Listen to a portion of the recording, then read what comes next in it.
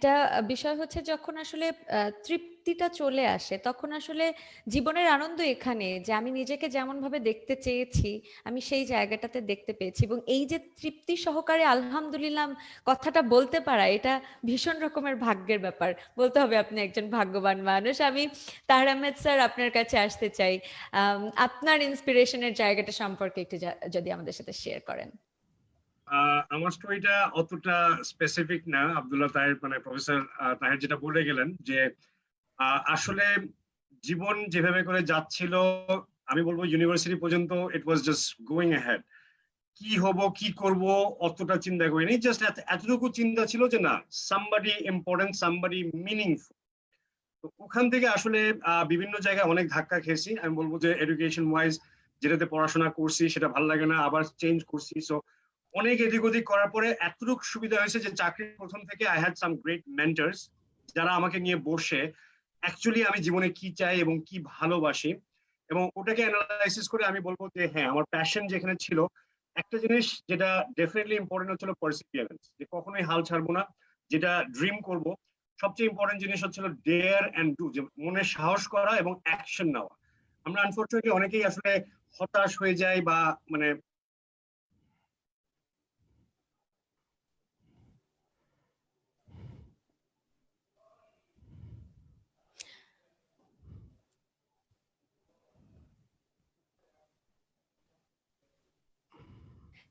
Sir আমরা কি শুনতে পাচ্ছি? না, আমরা শুনতে পাচ্ছি না। পাচ্ছি না। আমার মনে হচ্ছে যে ইন্টারনেট কানেকশনে একটু সমস্যা হওয়ার কারণে আমরা স্যারকে শুনতে পারছি না। আর উঠে দাঁড়াতে পারি না। আমরা যেখানে যেভাবে ওকে, আমরা যেহেতু শুনতে পারলাম না, আমরা আবারও বাকি যতটুকু অংশ বাকি রয়ে গেছে সেটা আমরা শোনার চেষ্টা করব কিছুক্ষণের মধ্যেই। আমি এবারে ইমতিয়াজ স্যারের কাছে চলে যেতে চাই। স্যার, স্বপ্নটা কেমন ভাবে দেখেছিলেন এবং সেই স্বপ্নের পথেই কি হেঁটে হেঁটে এতটা দূর? স্বপ্ন, আমি যখন ছোট ছিলাম, ছোট বলবো না, যখন স্কুলে পড়তাম, আমার স্বপ্ন ছিল ডাক্তার হবো, বাট ডাক্তারি তো খুব কঠিন জিনিস। তো আমি নর্থ বয়েজ থেকে এমবিএ পাস করি, তো আমি আসলে ডাক্তারিতে চান্স পাইনি। তো ঢাকা ইউনিভার্সিটিতে যখন চান্স পেলাম, আমি আসলে ইঞ্জিনিয়ারিং পড়ালেখা করেছি। তো আই ফেল্ট যে আমি আসলে কি এনজয় করি, এন্ড দেন আই ফেল্ট যে আমি যেটা আসলে ভালো সেটা হচ্ছে মানুষের সাথে রিলেশনশিপ।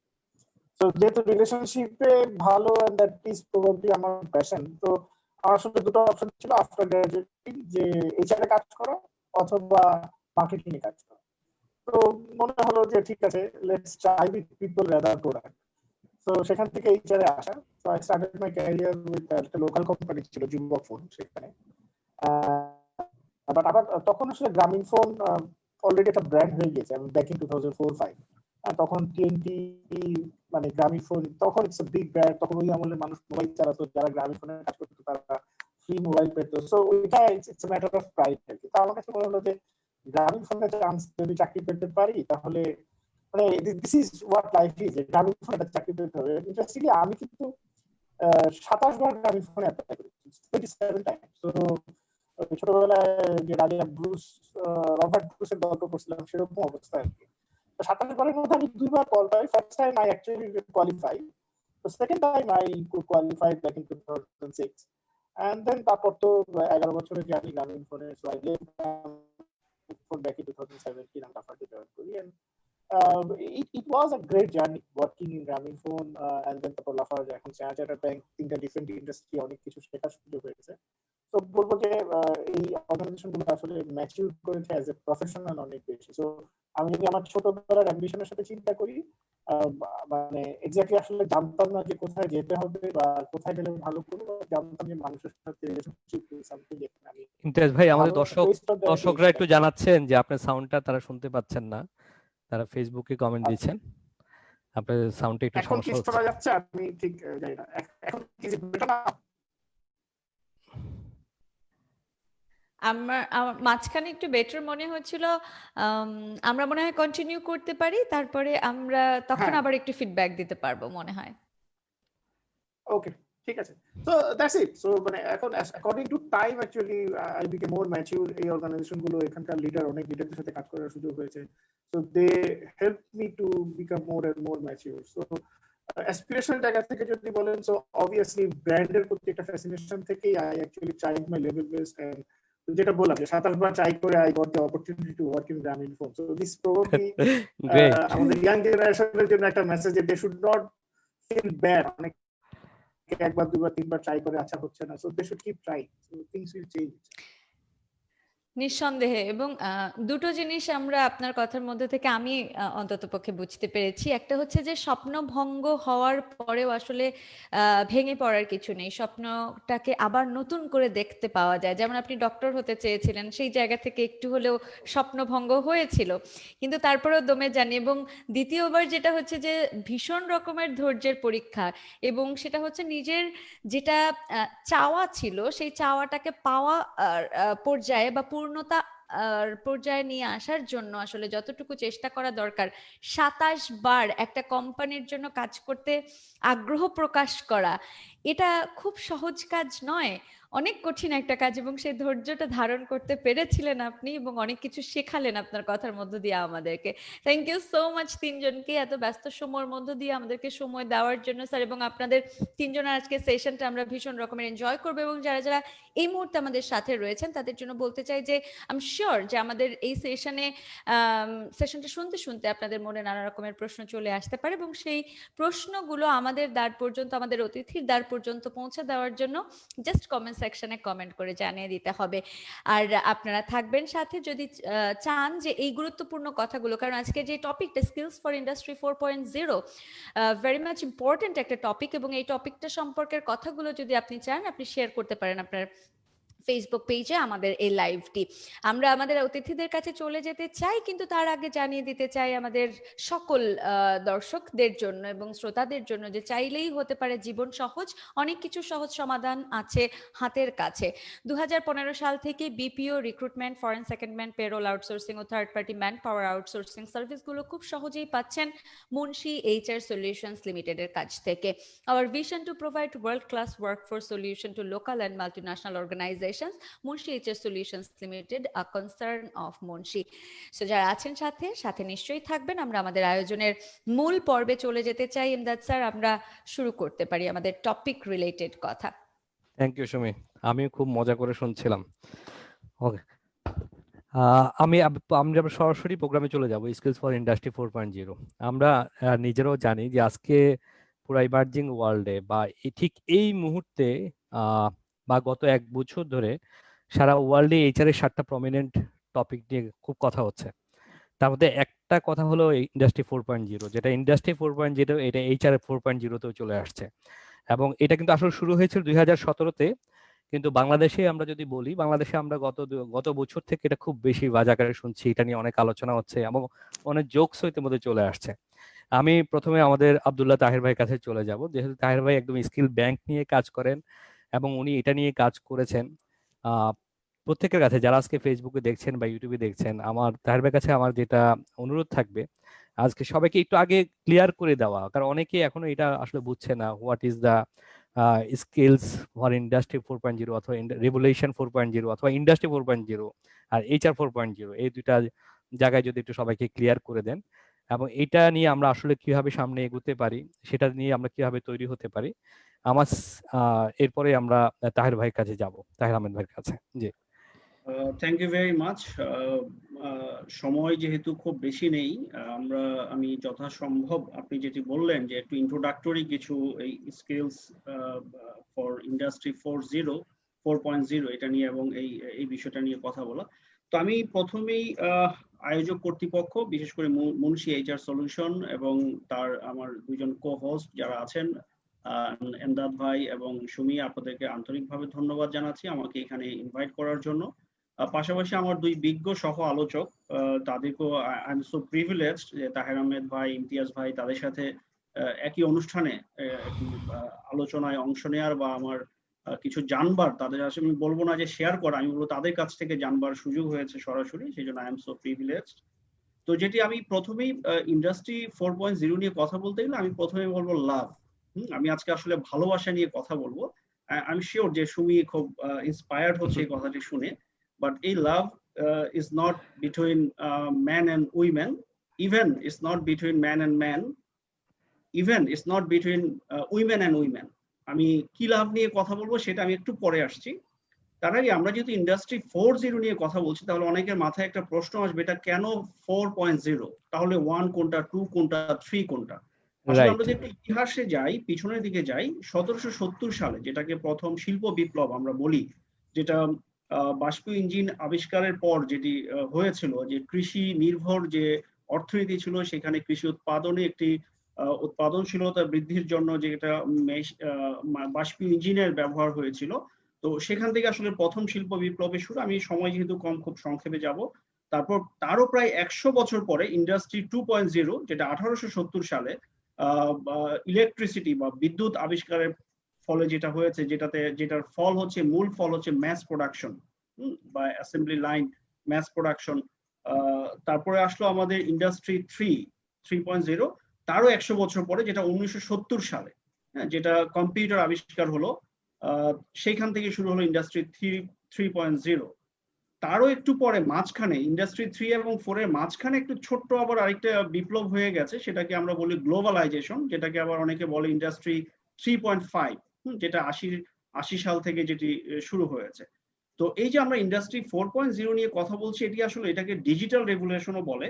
এটার মূল অরিজিনেটেড হয়েছে 2011 সালে জার্মান সরকারের একটি প্রকল্প ছিল, যেটিকে বলা হয় যে প্রোডাকশনে কিভাবে আরো মেকানাইজ করা যায়, ম্যাস টেকনোলজি কিভাবে ইউজ করা যায়, সে নিয়ে জার্মান সরকার একটি গবেষণা সেল বা একটা গবেষণা প্রজেক্ট খুলেছিল।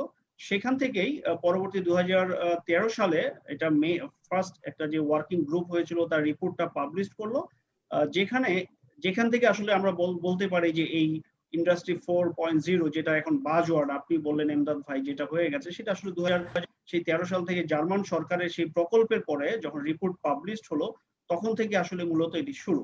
এখন তাহলে আমরা হিস্ট্রি পরে জানবো যে আসলে এটার মানে কেন আমাকে জানতে হবে, এটা নিয়ে আসলে কেন এত কথা বলতে হচ্ছে। আমরা জানি যে প্রতিটা শিল্প বিপ্লবেই কিছু না কিছু প্রভাব ফেলেছে, কিছু না কিছু আমাদের বিজনেস প্রসেস থেকে শুরু করে, আমাদের এমপ্লয়মেন্ট থেকে শুরু করে সবকিছুতে কিন্তু একটা চেঞ্জ নিয়ে আসছে।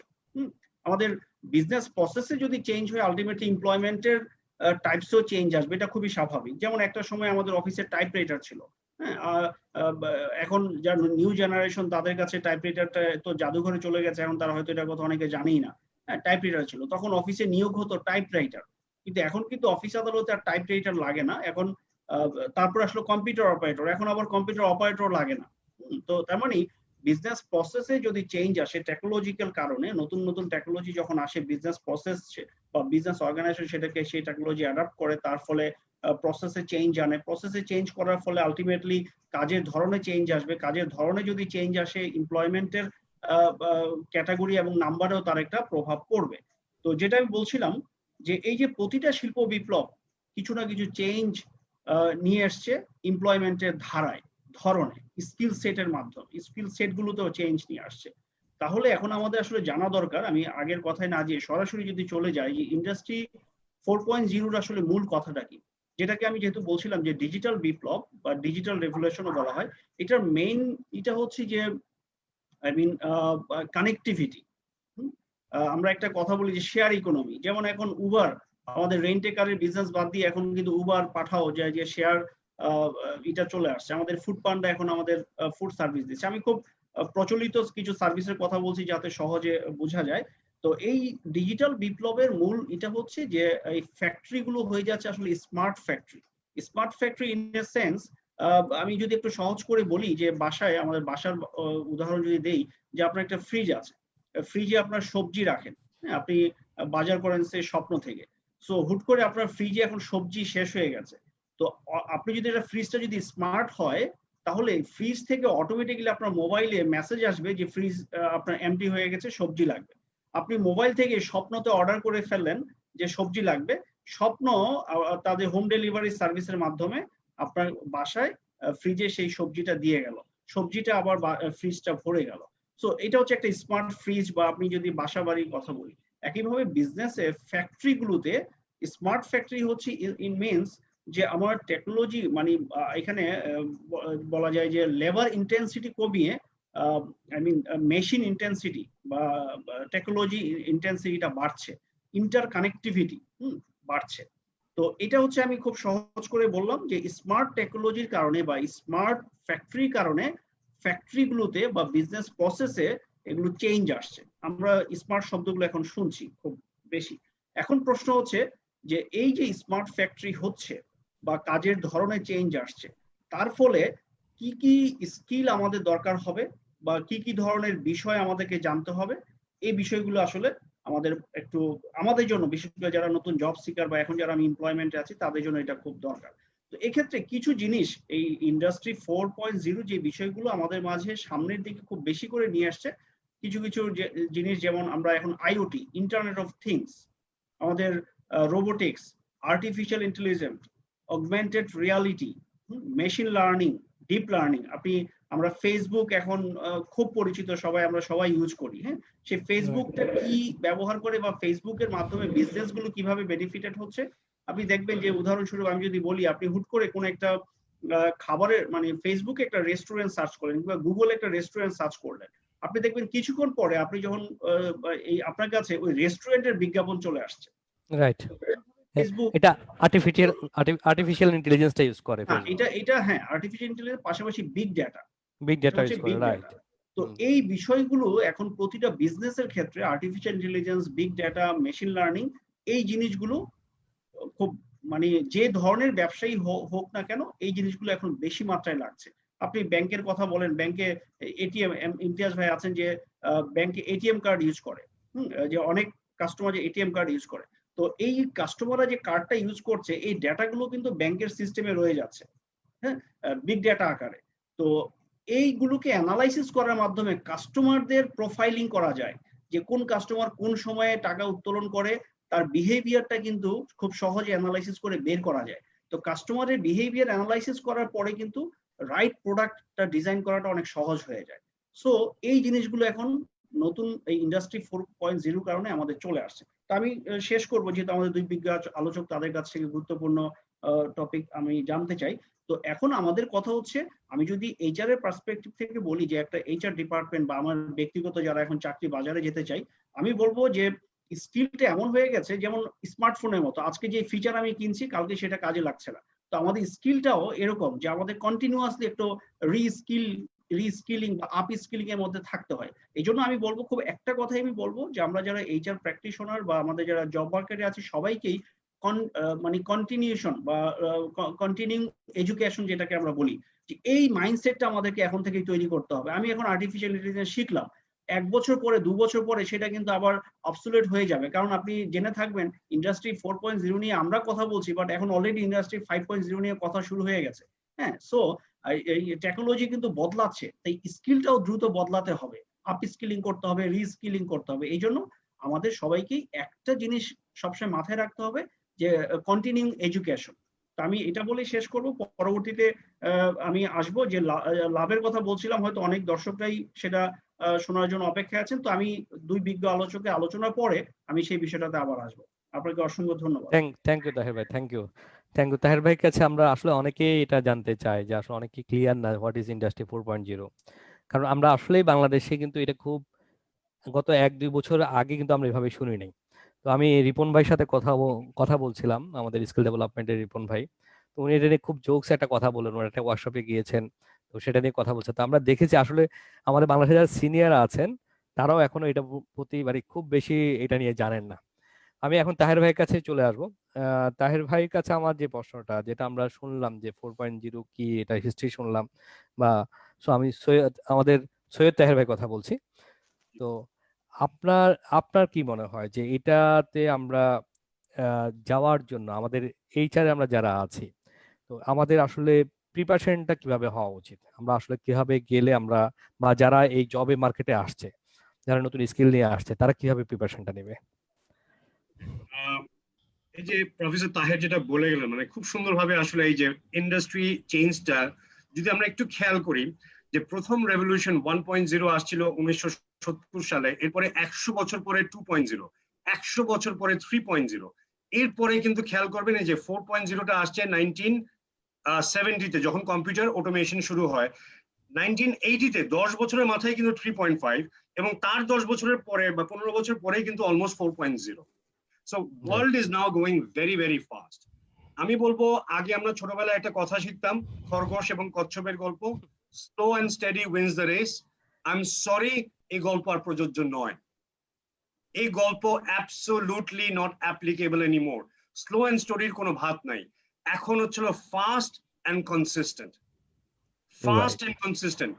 বিজনেসকে চিন্তা করতে হবে ফাস্ট অ্যান্ড কনসিস্টেন্ট, এমপ্লয়িজদেরকে চিন্তা করতে হবে ফাস্ট অ্যান্ড কনসিস্টেন্ট।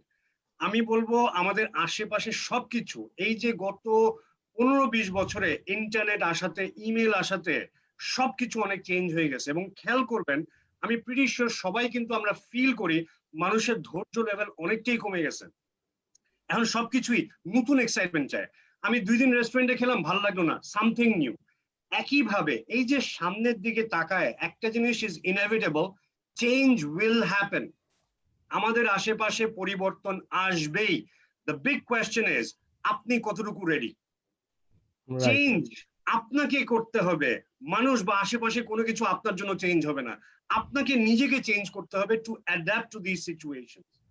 এই যে স্যার যেটা বলে গেলেন যে আমাদের আশেপাশে এখন রোবোটিক্স, স্মার্ট ব্যাপারটা চলে আসে, আর্টিফিশিয়াল ইন্টেলিজেন্স, হ্যাঁ এগুলি অনেকটাই কিন্তু ইন প্লে। কিন্তু এটাও দেখতে হবে, বুঝতে হবে যে কিছু কিছু জিনিস কিন্তু আমরা মানুষকে ছাড়া কোনোভাবেই উপায় নেই। তো আমি একটা জিনিস, স্যার লাস্টে যে কথাটা বলে গেলেন যে কন্টিনিউয়াস লার্নিং, নাম্বার 1 জিনিস যেটা আমাদের মাইন্ডসেট। আসলে মনের ইচ্ছা থাকলে সবকিছু হবে, ইচ্ছা যদি না থাকে কোনো কিছুই হবে না। আজকে আমি অফিসে যাই কেন, কাজ করি কেন, করতে ইচ্ছা করে বলে করি না করতে হয় বলে করি? এটা আগে নিজেকে ডিটারমাইন্ড হতে হবে যে করতে যদি হয় সেজন্য করি, তাহলে জিনিস আসলে সাকসেস আসবে না। মুখের কথা, ওই স্বপ্নই থাকবে।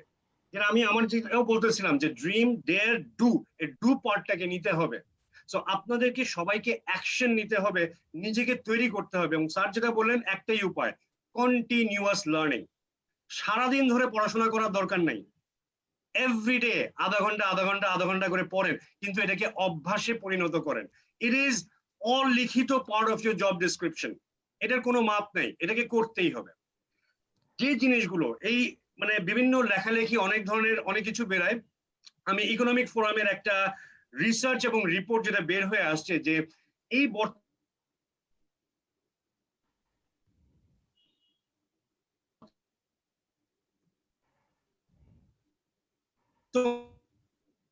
যুগে বা এই 4.0-কে আমরা অনেক কিছু পরিবর্তন আসবে। এখন অর্গানাইজেশন আউটসোর্সিং এর দিকে অনেক বেশি যাচ্ছে। আউটসোর্সিং বিজনেসটা হচ্ছিল প্রতিষ্ঠানের জন্য অনেক ভালো করতেছে। তো এখানে অনেক জায়গায় কিন্তু সেই পরিবর্তনগুলি আসবে। আমরা আমাদের জায়গায় অ্যাজ এন এমপ্লয়ি আমার কি করণীয়, আমার সিকিউরিটি কোথায়, এবং আমার কি কি ধরনের স্কিলস আমাকে জানতে হবে। সো এই যে আমি ফোরামের কথা বললাম যে এখানে রিসার্চ করে পাওয়া গেছে যে কয়েকটা স্কিলস যেটা রোবট দ্বারা হবে না, এটা মানুষকেই করতে হবে, এটা রোবটের দ্বারা সম্ভব না। তার মধ্যে রোবটরা কি করবে, আমরা প্রোগ্রামিং করি, বেসিক কিছু স্কিলস, বেসিক কিছু প্রবলেম সলভ তারা করতে পারে। কিন্তু problem solving is a continuous process. খেয়াল করবেন আমাদের চারিদিকে শুধু অফিস না, বাসাও it's all about problem solving. এবং আপনি যত ভালো প্রবলেম সলভার হবেন, সলিউশন ওরিয়েন্টেড হবেন, মানুষ আপনার উপরে বেশি বেশি ভরসা করবে, ম্যানেজমেন্ট আপনার উপরে বেশি বেশি ভরসা করবে, আপনার ফ্যামিলি মেম্বার আপনার উপরে বেশি বেশি ভরসা করবে। সো নাম্বার 1 জিনিস যেটা বলবো, প্রবলেম সলভিং, ডিসিশন মেকিং, এই স্কিলটাকে সেরকম ভাবে নিজেকে দক্ষ করতে হবে। সেকেন্ড ভেরি ইম্পর্টেন্ট থিং, বর্তমান যুগে যেটা বললাম, মানুষের ধৈর্য কম, মানুষের টলারেন্স লেভেল কম, মানুষের স্ট্রেস লেভেল অনেক বেশি হয়ে যাচ্ছে, খালি চিন্তা চিন্তা চিন্তা। খেয়াল করে দেখবেন মোবাইল ফোন আমাদের পজিটিভ না নেগেটিভ, বিশাল ডিবেট হয়ে যাবে। কেউ বলবে ভাই এটা আমার লাইফ অনেক ইজি করছে, আবার কেউ বলবে ভাই এটা তো সারাদিন বস ফোন করে, এখন তো যখন তখন এখন তো হোয়াটসঅ্যাপেও খুঁজতে হয়। Yes, that is the new normal. আমি বলবো ইন্ডাস্ট্রি 4.0 আমাদের আশেপাশের বর্তমান সিচুয়েশন সারা পৃথিবী কাঁপাই দিছে এই কোভিড সিচুয়েশন। এবং এখান থেকে আমরা প্রতিটা মানুষ কিছু নতুন নতুন অভ্যাস বাই ফোর্স হয়তো তৈরি করে ফেলছি, বাই ফোর্স। এগেইন এটা যেন বাই ফোর্স না হতে হয়, এটা যেন বাই চয়েস হয়। তাহলেই দেখবেন আপনার মধ্যে এই পরিবর্তন, যে কোনো কিছুর সাথে আপনি কোপ আপ করতে পারবেন অনেক ইজি ভাবে, সুন্দরভাবে নেক্সট লেভেলে সেটা চিন্তা করতে পারবেন। আদারওয়াইজ আমরা ওই যে ইমোশনাল ইন্টেলিজেন্স জায়গায় স্ট্রেস লেভেলে পড়বো। ইমোশনাল ইন্টেলিজেন্স এই একটা টপিক, প্লিজ বেশি বেশি করে ওই যে গুগল চাচা আর ইউটিউব চাচি এই দুটারে ফোন করবেন, যা জিজ্ঞাসা করবেন সব বলে দিবেন। দ্য অনলি চ্যালেঞ্জ ইজ ওখানে অনেক কিছু বলে, ছোট ছোট জিনিস দিয়ে শুরু করেন, দেখবেন নিজের ডেভেলপমেন্টের জায়গায়। এটার জন্য কারোর বসে থাকা উচিত না। আমরা ম্যাক্সিমাম মানুষ বসে থাকি, অফিস আমাকে ট্রেনিং এ পাঠাবে তারপরে যাব। আমার যে ডেভেলপমেন্ট দরকার বা লার্নিংটা যে কন্টিনিউয়াস প্রসেস, এটা আমাদের মধ্যে রিয়েলাইজেশনটা কম। আমি বলবো আজকে থেকে স্টার্ট টু থিঙ্ক ডিফারেন্টলি, তাহলে দেখবেন আপনি 10টা মানুষের তুলনায় you will survive and you will get the success that you want. আরেকটা জিনিস হচ্ছিল ক্রিয়েটিভিটি। ক্রিয়েটিভিটির মধ্যে দুটা পার্ট থাকে, একটা হচ্ছিল ইনভেনশন, একটা হচ্ছিল ইনোভেশন। ফরগেট ইনভেনশন, আমাদের আবিষ্কার করার কিছু দরকার নেই। ইনোভেশন, একই জিনিস আমি একটু ভিন্নভাবে কি করতে পারি, একই কথা একটু ভিন্নভাবে বলবো যাতে করে মানুষ খুশি হয়, ফিল করে। একই কাজ আর একটু ভিন্নভাবে করি, তাতে আমার 2 মিনিট কম লাগবে, আমার প্রোডাক্টিভিটি বাড়বে, আমার এফিসিয়েন্সি বাড়বে। হ্যাঁ, মেশিন মেশিন নো প্রবলেম, মেশিনের সাথে কম্পিট করার দরকার নেই, আপনি আপনার নিজের সাথে কম্পিট করেন। আপনি যে কাজটা, যে ভাতটা আপনি খেতেন 10 মিনিট ধরে, এখন 5 মিনিটে দেখেন তো পারেন কিনা খেতে? ডেফিনেটলি পারবেন। যদি মনোযোগ দিয়ে কারোর সাথে কথা না বলেন, তাহলে কিন্তু ঠিকই আমাদের ভাত খেতে 7 থেকে 10 মিনিটের বেশি লাগে না। কিন্তু মানুষ ওই লাঞ্চ টাইমে বসে হা হা হি হি হু হা হা হা হা করতে করতে 1 ঘন্টা লাগাই দেয় একটা ভাত খাওয়া। আমি যে সিম্পল একটা এক্সাম্পল দিলাম, প্রতিটা কাজ একটু খেয়াল করে দেখবেন যে আমাদের প্রোডাক্টিভিটি, আমাদের এফিসিয়েন্সি, এই জায়গাটা আরো কিভাবে বাড়বো। আপনার এফিসিয়েন্সি যদি না বাড়ে, দিন শেষে আপনি মনে করবেন আমরা একসাথে ঢুকছি কিন্তু আমি তাহের প্রমোশন পেয়েছি, আপনি পান নাই, এই দুঃখ করবেন। নিজের দিকে কখনো তাকাবেন না। কোনো কিছু ব্লেম করার আগে সবসময় যে আঙ্গুলটা এভাবে দেখবেন, একটা আঙ্গুল ওই যে ব্লেম করলাম, 3টা আঙ্গুল নিজের দিকে, একটা উপরে I will not get religious, but 3টা আঙ্গুল নিজের দিকে।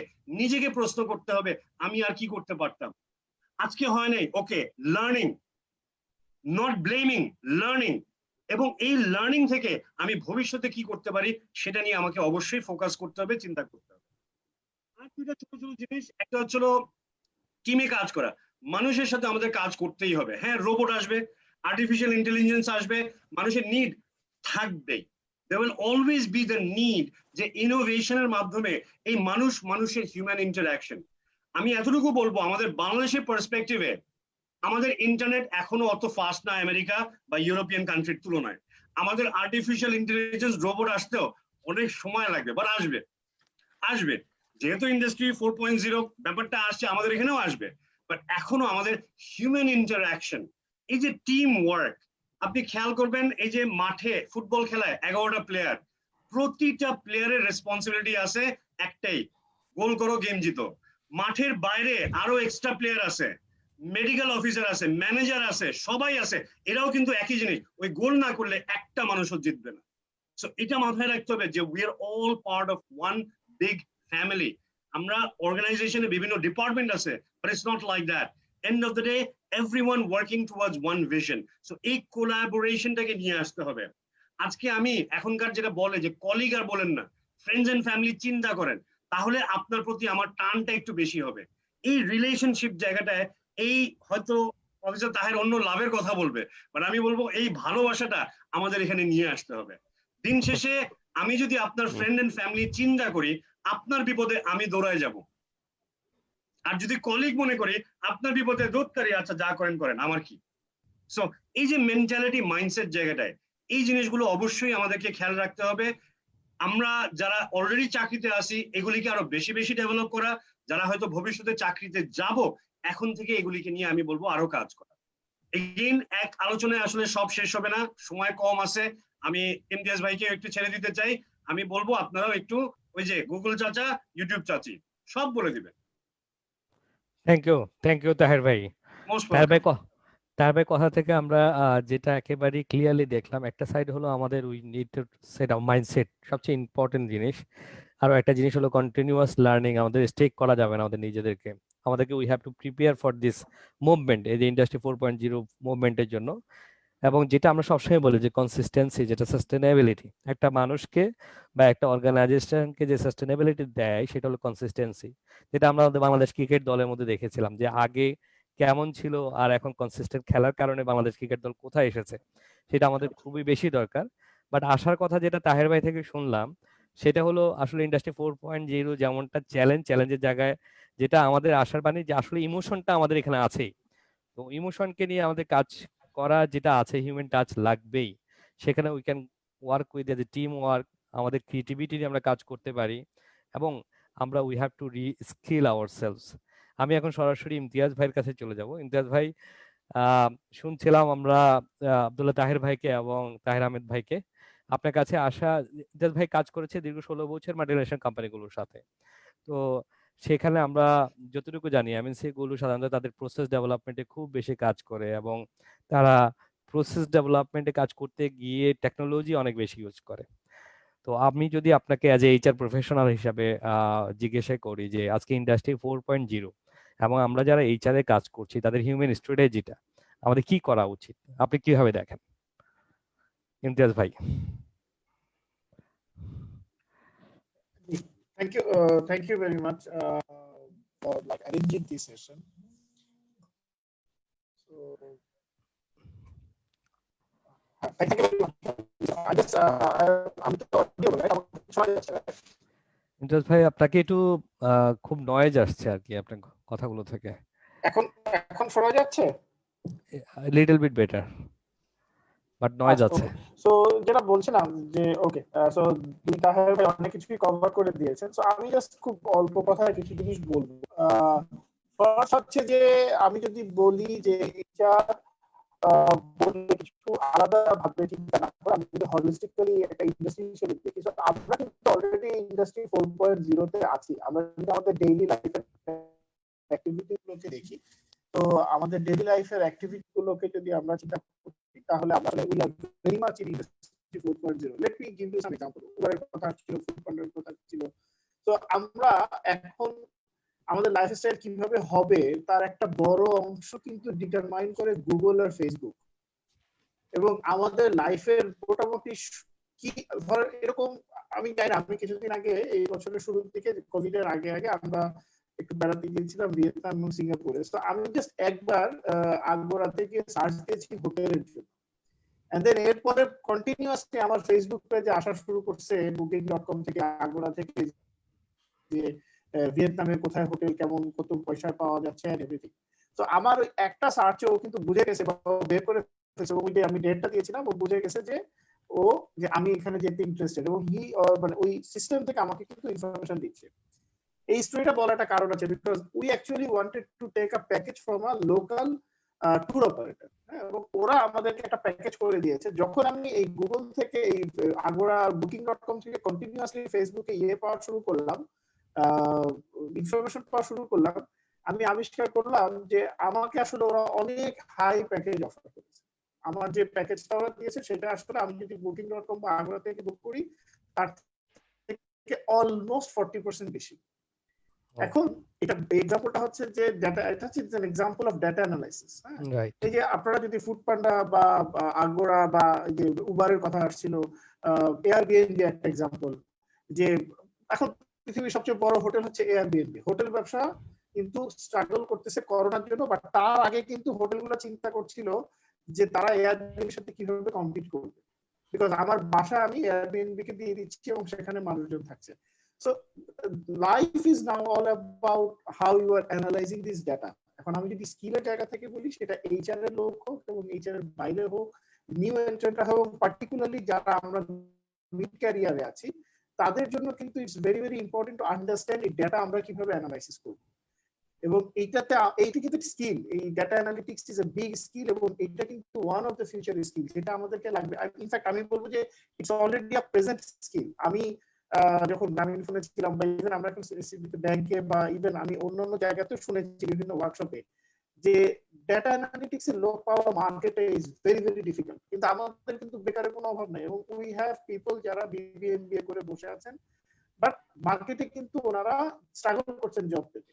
বাট যদি ওনারা ডেটা অ্যানালিটিক্স এর কাজ জানেন তাহলে কিন্তু it's very easy to get a job. বসে আছে আমাদের সহ, দুবার Pathao, Foodpanda, everybody needs good data analytics. Person যারা এটা জানে, বিকজ এই কাজগুলোতে কিন্তু ডেটা একটা খুব বড় রোল প্লে করে আমাদের। এবং আমরা যদি আমাদের লাইফস্টাইলটা দেখি যে data is actually playing the কি রোল। আরেকটা জায়গায় যেটা এইচআর যারা কাজ করে তাদেরকে বেসিক্যালি ফোকাস করা উচিত on other people at the same time for themselves. একটা ওয়ার্ড যেটা সবাই বলছিলেন যে কন্টিনিউয়াস লার্নিং, আমি এখানে একটু অ্যাড করব, it is continuous learning but ideally it should be, আমি যদি মাল্টিনেশনাল আমার অভিজ্ঞতা থেকে বলি, it should be learn, unlearn and then relearn. Because আমাদের ধরেন আমরা একটা জিনিস শিখলাম, এখন যুগটা এরকম আসছে যে আমি যেটা পুরোনো জিনিস শিখছি আমি যদি সেটা মনে রাখি তাহলে কিন্তু বিপদ আছে, কোনো কোনো সময় আমাকে ভুলে যেতে হবে, কারণ আমি অনেক ট্রেডিশনাল চিন্তা ভাবনা করবো যদি ভুলতে না পারি। কারণ একটা এক্সাম্পল হচ্ছে নোকিয়া, হ্যাঁ, বন্ধ হয়ে গেছে। একটা এক্সাম্পল হচ্ছে কোডাক, বন্ধ হয়ে গেছে। এখন এরকম ব্র্যান্ড আমরা যখন ছোট ছিলাম, নোকিয়া, কোডাক, এরা কিন্তু আমাদের সফটওয়্যার ব্র্যান্ডের মতো ছিল, তাই না? এখন কিন্তু এদের কোনো গ্লোবালি কোনো এক্সিস্টেন্সই নাই, বিকজ ওদের লার্নিংটাকে ওরা রিলার্ন করতে পারে নাই, বিকজ ওরা আনলার্ন করতে পারে, বিকজ ওরা মনে করছে যে দে আর রাইট, তাদের প্রোডাক্ট হয়তো চলবে। তো এই জায়গাটা is very very important for all the professionals, যে আমাদেরকে যেটা আমরা শিখেছি সেটা সবসময় মনে রাখতে হবে, not necessary, we have to relearn, we have to unlearn also. So এই জায়গাটা খুবই ইম্পর্টেন্ট এইচআর এর কাছ থেকেও। আরেকটা হচ্ছে এখন এই আমি যদি 4.0 কথা বলি বা প্যান্ডেমিকের কারণে বলি, লার্নিং এর মোডালিটি কিন্তু চেঞ্জ হয়ে গেছে। আমরা যখন প্রথম যুগে চাকরি শুরু করছি তখন আমরা মনে করতাম একটা ট্রেনিং সেশন মানে আচ্ছা ঠিক আছে অফিস থেকে ব্রেক পাওয়া যাবে, একটা ভালো হোটেলে যাব, কিছু খাওয়া দাওয়া হবে। এখন হয়ে গেছে সব অনলাইন লার্নিং কিন্তু।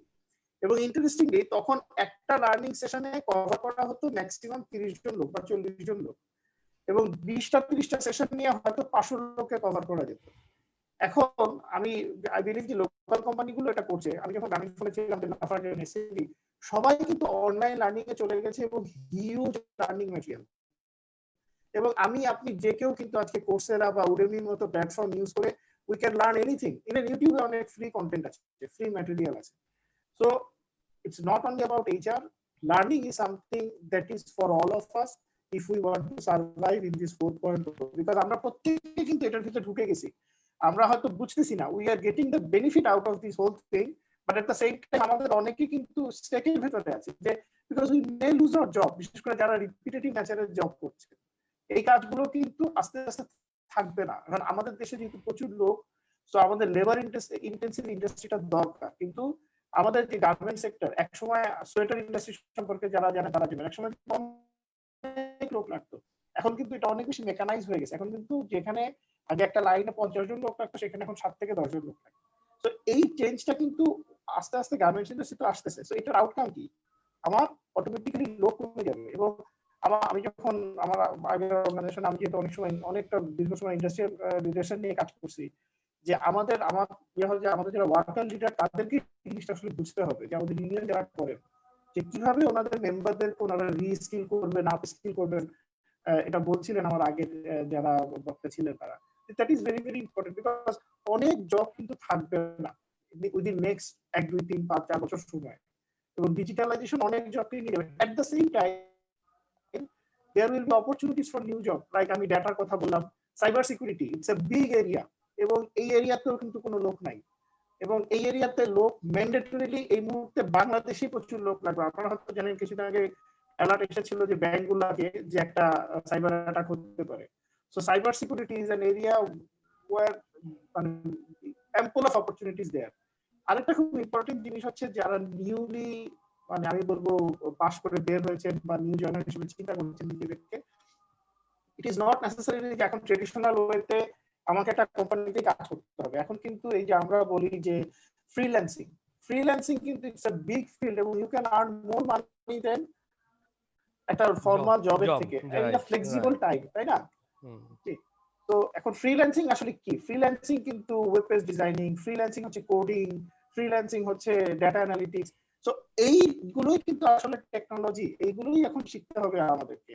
আমরা যখন ইউনিভার্সিটিতে পড়তাম তখন আমাদেরকে ওয়ার্ড, এক্সেল, পাওয়ার পয়েন্ট এগুলি শিখতে হয়েছিল। তাও ওই সময় আমাদের এখানে আমার মনে আছে অ্যাপটেক, এনআইআইটি এরকম কিছু ইনস্টিটিউশন ছিল, ওরা কিছু কিছু জিনিস শেখাতো। ভুইয়া একাডেমি। এখন কিন্তু এখন কিন্তু আপনার ওই জিনিস শিক্ষার লাভ নাই। পাওয়ার পয়েন্ট, এক্সেল, মানে ঠিক আছে আপনি এটা বেসিক, এটা এখন আমরা ওই যে স্কুলে থাকতে যেমন বাংলা ইংরেজি অঙ্ক করতাম, পাওয়ার পয়েন্ট এক্সেল কিন্তু এখন সেরকম হয়ে গেছে বা ওয়ার্ডের কাজ। এখন আমাদেরকে কিন্তু কোডিং জানতে হবে, বেসিক কোডিং সবাইকে কিন্তু বুঝতে হবে, জানতে হবে। এই যে ডাটা অ্যানালিটিক্স সম্পর্কে বেসিক আইডিয়া থাকতে হবে, ওয়েব পেজ ডিজাইন সম্পর্কে বেসিক আইডিয়া থাকতে হবে। আদারওয়াইজ এখন যারা মিড লেভেল ম্যানেজার আছে they will be in the bigger trouble, because ওনারা যাদের সাথে কাজ করবেন within next 3 to 5 years time, তারা তো ইয়াং পপুলেশন, তাদের অনেকেই জিনিসগুলো জেনে কাজে আসবেন। বস যদি না জানে, বস তো কিন্তু বিপদে পড়বে।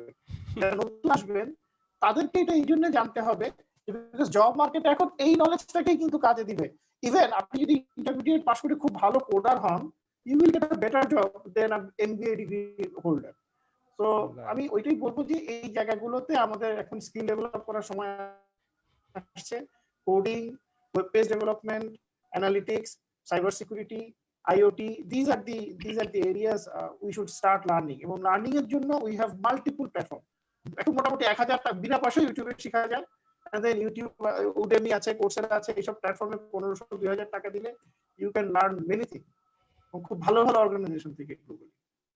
তো আমার মনে হয় টাইমের একটু ইয়ে আছে, আমি আর কন্টিনিউ করছি না। আমরাও সময় একেবারে শেষে এসেছি। ইমতিয়াজ ভাই আপনাকে অনেক অনেক ধন্যবাদ। আসলে ঘুরে ফিরে কিন্তু আমাদের একটাই কথা আসছে যে আমরা যেটা শিখেছি আমরা সেটাকে আনলার্ন করবো এবং সেটা থেকে আবার রিলার্ন করে আমাদের কিন্তু আজকে ইন্ডাস্ট্রি 4.0 তে আমাদের নিজেকে অ্যাডপ্ট করতে হবে। আমরা একেবারে শেষ মুহূর্তে এসে গেছি, কিন্তু আমরা আবার একটু আমাদের আব্দুল্লাহ তাহের ভাইয়ের কাছে ফিরে যাব। আমি ধন্যবাদ জানাচ্ছি ইমতিয়াজ ইকবাল ভাইকে এবং সৈয়দ তাহের ভাইকে। আমি আব্দুল্লাহ তাহের ভাইয়ের কাছে যে জিনিসটা উনি প্রথমে বলতে চেয়েছেন লাভ, যেটা শুনে সুমি খুব খুশি হবে, আসলে সেটা না শুনে শেষ করতে যাচ্ছি না। তো আমি ইতিমধ্যে দেখতে পাচ্ছি ফেসবুকে অনেকের মধ্যে আমাদের বিএসএইচআরএম এর বর্তমান কারেন্ট প্রেসিডেন্ট মাশিকুর রহমান ভাইও আমাদের সাথে আছে, আপনাদেরকে স্বাগতম জানিয়েছি। আমরাও মুন্সি এইচআর সলিউশনের পক্ষ থেকে মাশিকুর ভাইকে ধন্যবাদ এবং শুভেচ্ছা জানাচ্ছি। জি তাহের ভাই, আপনার কাছে আমরা ক্লোজিং এ শুনতে চাই। ভালোবাসার কথা বললে শুরু করলে তো শেষ হতে যাবে না, একটু সময়টা যদি বলে দেন, মানে কত সময়ের মধ্যে গল্পটা শেষ করব? এটা সুমি বলতে পারবে, কারণ সুমি আমরা আর কত সময় আছি? মানে আমরা খুব বেশি সময় নেই, আপনার কাছ থেকে গল্পটা শুনতে চাই, কিন্তু একদম আধা গল্প শুনতে চাই না। সো আপনার মতো করে আপনি মানে বলতে পারেন। গল্প না, আমি আমার কথাটা যেটা আমি বলছিলাম যে এই industry 4.0 is all about love, বা ইন্ডাস্ট্রি এরপরে যেটা আসবে 5.0 সেটাও অল অ্যাবাউট লাভ, বাট এটা not between man and women or man or women, it's actually a man and machine. মানুষের সাথে যন্ত্রের ভালোবাসা। আমাদের তাহের আহমেদ ভাই চমৎকার ভাবে বলেছেন যে আমাদের critical thinking or problem solving স্কিলটা কিন্তু লাগবে। এখন এই ডেটা যে ইমতিয়াজ ভাই বললেন যে ডেটা নিয়ে একটু কথা বললেন, এই যে ফেসবুক, আমি যেটা শুরুতে বলেছিলাম, আমি একটা কিছু সার্চ করলাম গুগলে, ইমিডিয়েট আফটার আমার কাছে কিন্তু সেই ওই রিলেটেড অফার তারা পাঠিয়ে দিচ্ছে। তো এটা কিন্তু ডেটা অ্যানালিটিক্স এর মাধ্যমে বা বিগ ডেটা অ্যানালাইসিস এর মাধ্যমে এই বিষয়গুলো হয়। তো আমাকে এই যে যন্ত্রের সাথে যেটা আর্টিফিশিয়াল ইন্টেলিজেন্স বা অগমেন্টেড রিয়ালিটি, তার সাথে আমাদের যে হিউম্যান ব্রেন, এটার তো কোনো তুলনা হবে না কখনোই। হ্যাঁ, কিন্তু এই দুজনের মধ্যে একটা চমৎকার বোঝাপড়ার মাধ্যমে আমাদের বিজনেসকে, আমাদের এই সোসাইটিকে সামনের দিকে এগিয়ে নিয়ে যেতে হবে। তো আমি সেটাই বলছিলাম যে আমাদের এখন থেকে এই মেশিনের সাথে আসলে প্রেম করতে হবে। এটা ইট মিনস যে আমার যে এবিলিটি গুলো আছে এটাকে অগমেন্টেড করতে হবে। আমার ওই যে আমার যে মেশিন লার্নিং, আমার যে আর্টিফিশিয়াল ইন্টেলিজেন্স, আমার যে বিগ ডেটা, এই তথ্যগুলো, এই স্কিলগুলো আমার মধ্যে অর্জনের মাধ্যমে আমাকে নিজেকে আপডেটেড করতে হবে। ইমতিয়াজ ভাই চমৎকার একটি কথা বলেছেন, যেটা আমি সময়ের কারণে সেটা অ্যাভয়েড করে গেছিলাম, যে এখন একটা সময় ছিল কম্পিউটার স্কিল বলতে আমরা বুঝতাম যে অফিস প্যাকেজ, এখন কিন্তু সেটা জেনারিক স্কিল হয়ে গেছে, এখন কোনো স্পেশালাইজ স্কিল না। লাইক আমাদেরকে এখন ডেটা অ্যানালাইসিস বা ডেটা লিটারেসি, যদি আমি আরো স্পেসিফিক বলি, যে এইটা একটা জেনারিক স্কিল হয়ে যাবে আগামী কয়েক বছরের মধ্যে। সো সবাইকে এই ডেটাতে লিটারেট হতে হবে আমাদেরকে। সো এই ডেটা লিটারেসিটা হচ্ছে বেসিক হবে আমাদের এই বিগ ডেটা বা আমাদের এই যে আর্টিফিশিয়াল ইন্টেলিজেন্স, আমাদের আইওটি, এগুলোতে যদি আমি বুঝতে চাই, কারণ এখন যেহেতু বিজনেস প্রসেসে চেঞ্জ আসছে, আমি যদি নিজেকে আপডেটেড রাখতে চাই তাহলে আমাকে ডেটাতে লিটারেট হতে হবে। আমাকে ডেটা অ্যানালাইসিসটা কিভাবে হয়, আমি কিভাবে ইনপুট দিব, হ্যাঁ, মার্কেটিং ডিপার্টমেন্টকে বা আমার রিসার্চ ডিপার্টমেন্টকে তো আমাকে ডেটা ইনপুট দিতে হবে। আমি যদি এইচআরও কাজ করি আমাকে ডেটা দিতে হবে। তো পুরো ডেটা প্রসেসটা যদি আমি জানি তাহলে কিন্তু আমি রাইটলি ইনপুট দিতে পারবো। তো সেই জন্য এখনকার সময় সবার জন্য একটা জেনারিক স্কিল হচ্ছে এই ডেটা অ্যানালিটিক্স বা ডেটা অ্যানালাইসিস বা ডেটা লিটারেসি। তো আমি আর সময় বেশি নিব না, আমি আমার দুই বিজ্ঞ আলোচক চমৎকারভাবে তারা বিষয়টি উপস্থাপনা করেছেন। তাহের আহমেদ ভাই, ইমতিয়াজ ভাই, অনেক কিছু আজকে তাদের কাছ থেকে শিখলাম। আপনাদের দুজনকে অসংখ্য ধন্যবাদ। আবারও এই মুন্সি এইচআর সলিউশন, ইমতিয়াজ ভাই এবং সুমি, আপনাদেরকে আন্তরিকভাবে ধন্যবাদ দিচ্ছি। ইনশাআল্লাহ দেখা হবে, আবারও কথা হবে। আমাদের আশা করছি আমাদের এই জেনারেশন আমরা ইনশাআল্লাহ ইন্ডাস্ট্রি 4.0 এটাকে আমরা উতরে যাব। যেটা তাহের আহমেদ ভাইয়ের সাথে আমি একমত, যে একটা আলোচনার শুরুতে বলেছিলেন যে $5 বিলিয়ন আমাদের কাছ থেকে নিয়ে যায় শুধুমাত্র একটা সেক্টর থেকে। তো এইটা আমরা রোধ করতে চাই। সেটা রোধ হবে তখনই যদি আমরা এই স্কিল গুলো আমরা অর্জন করতে পারি। সবাইকে অসংখ্য ধন্যবাদ, ভালো থাকবেন, শুভরাত্রি। থ্যাংক ইউ আব্দুল্লাহ তাহের ভাই, থ্যাংক ইউ সৈয়দ তাহের ভাই এবং ইমতিয়াজ ভাই। আমি একদম শিওর যে আজকে আমাদের অল্প সময়, আমাদের আজকে যারা আমাদের সাথে দেখছেন তারা আমরা সবাই প্রত্যেকেই বুঝেছি যে আসলে এই মুহূর্তে আমাদের যে স্কিল, আমরা যে পজিশনে আছি বা কাজে ঢুকবো, আমাদেরকে স্কিলগুলোকে রিস্কিল করতেই হবে, নাম্বার 1। নাম্বার 2, আমাদেরকে কাজে আসতে হলে বা কাজে থাকতে হলে আমাদের কিন্তু ডাটা অ্যানালাইসিসে অনেক আরো বেশি কাজ করতে হবে এবং নতুন নতুন স্কিলের সাথে আমাদেরকে কন্টিনিউয়াস লার্নিং এর মাধ্যমে আমাদেরকে অ্যাডপ্ট করতে হবে। আমি সবাইকে ধন্যবাদ জানাচ্ছি, সুমিকে ধন্যবাদ এবং আনিসকে ধন্যবাদ জানাচ্ছি এবং আমার সাথে যারা দর্শক ছিলেন সবাইকে ধন্যবাদ জানাচ্ছি মুন্সি এইচআর সলিউশন পক্ষ থেকে। সুমি। ধন্যবাদ স্যার আপনাকে, এবং সেই সাথে আমাদের অতিথিবৃন্দর প্রতি অনেক অনেক কৃতজ্ঞতা আমাদেরকে সময় দেওয়ার জন্য, এবং খুবই গুরুত্বপূর্ণ যে বিষয়টি নিয়ে আজকে কথা হলো, স্কিলস ফর ইন্ডাস্ট্রি 4.0, এই বিষয়টা এত সুন্দর করে এত ক্লিয়ারলি আমাদের সবাইকে বুঝিয়ে দেওয়ার জন্য, এবং আমাদের কিভাবে এই বিষয়গুলোকে মেনে নিয়ে নিজেদেরকে গুছিয়ে সামনে এগিয়ে যেতে হবে সেই দিক নির্দেশনার কথাগুলো তাদের কাছ থেকে শুনতে পারছিলাম। সেজন্য অনেক অনেক ধন্যবাদ জানাতে চাই। এবং দর্শক যারা যারা আমাদের সাথে ছিলেন তাদের জন্য প্রতিদিনকার মতো এই প্রতি এপিসোডের মতো যে কথাটা বলবো, যে আসলে এই কথাগুলো শুনেই শুধু আমরা বসে থাকবো না, প্র্যাকটিস গুলো কিন্তু আমাদেরকেই করতে হবে, কারণ সামনের পথ আমাদেরকেই হেঁটে বেড়াতে হবে নিজের জীবন পথে। তো কতটা সুন্দর করে আমরা আমাদের ভবিষ্যৎটা দেখতে চাই সেটা কিন্তু নির্ভর করবে আমাদের উপরে। তাই সকল ধরনের কর্মশক্তি বা বুদ্ধিমত্তাকে কাজে লাগিয়ে আমাদের জীবনকে আমরা যেন পরিশীলিত করতে পারি, এটাই হচ্ছে প্রত্যাশা। এবং যেতে যেতে বলতে চাই যে একটা পরিশীলিত এবং সুন্দর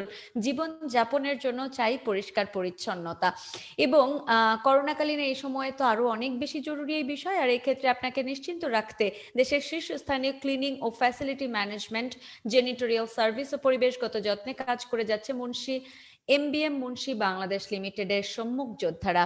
আপনার প্রয়োজনে বিস্তারিত জানতে ভিজিট করুন আমাদের ওয়েবসাইট ও ফেসবুক পেজ। সবাই অনেক অনেক ভালো থাকবেন, সুস্থ থাকবেন।